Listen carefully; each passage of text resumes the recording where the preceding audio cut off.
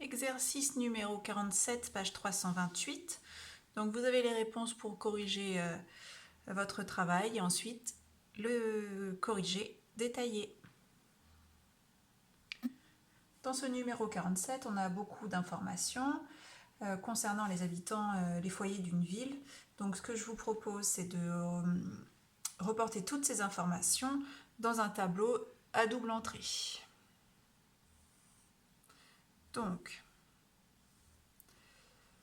sur la première ligne, on va représenter les habitants qui pratiquent le tri sélectif par un T, ceux qui ne le pratiquent pas par un T bar et une colonne pour le total.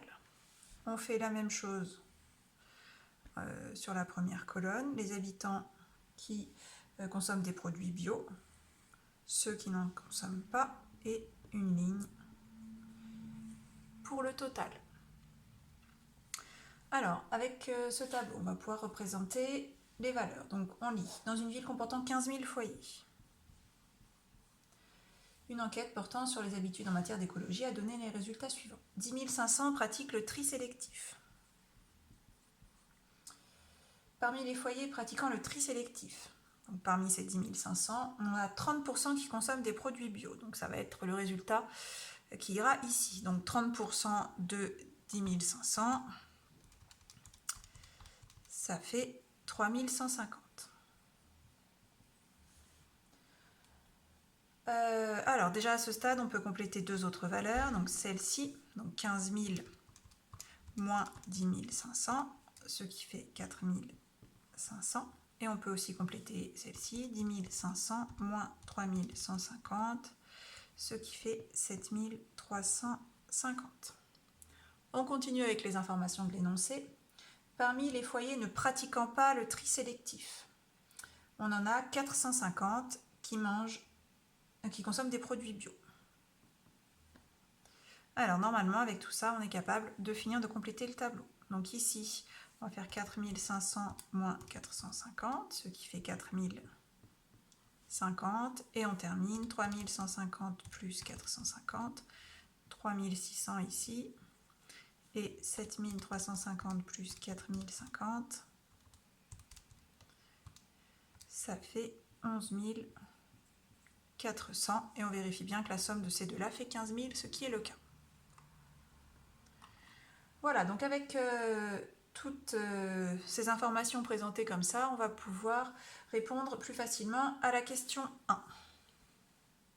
Alors, on nous demande la probabilité de T, donc la probabilité parmi tous les habitants qu'on pratique le tri sélectif. Donc il s'agit de 10 500 sur 15 000. On peut voir ce que ça donne en décimale et éventuellement en simplifié. Ça fait 0,7. Ensuite, on passe à la probabilité de T bar inter B. Donc là, on est toujours sur l'ensemble de la population. On n'a pas de probabilité conditionnelle. Donc T bar inter B, c'est 450 sur 15 000. Donc de la même manière, 450 sur 15 000, on obtient 0,03. On continue avec probabilité de T inter B. Donc T inter B, 3150 sur 15 000, 0,21. Voilà pour la question numéro 1. On peut passer à la question numéro 2. Je vais faire ici. Alors, dans la question numéro 2, on me demande de calculer la probabilité de B. Donc ici, on va utiliser une formule qu'on a étudiée dans le chapitre sur les probabilités conditionnelles. Probabilité de B, c'est en utilisant la formule des probabilités totales, probabilité de B inter T, plus probabilité de B inter T bar. Donc il me suffit d'additionner les deux probabilités que j'ai trouvées précédemment. et on trouve bien le 0,24 dont il est question dans l'énoncé. L'autre possibilité pour faire cette question aurait été, comme pour la question 1, d'utiliser les valeurs de mon tableau. Donc 3600, puisqu'on a 3600 personnes qui consomment des produits bio sur 15 000. On peut vérifier que ça fait la même chose. 3600 sur 15 000, 0,24. Passons à la question suivante. Donc, on décide de favoriser les ménages en leur offrant un chèque de 50 € pour ceux qui font le tri sélectif, 20 € pour ceux qui consomment des produits bio, et on peut cumuler les deux. Donc, je vais indiquer dans mon tableau les différentes valeurs des gains des ménages. Donc, ceux qui font à la fois du tri et qui consomment des produits bio vont gagner 70 €. Ceux qui ne font que consommer des produits bio vont gagner 20 €.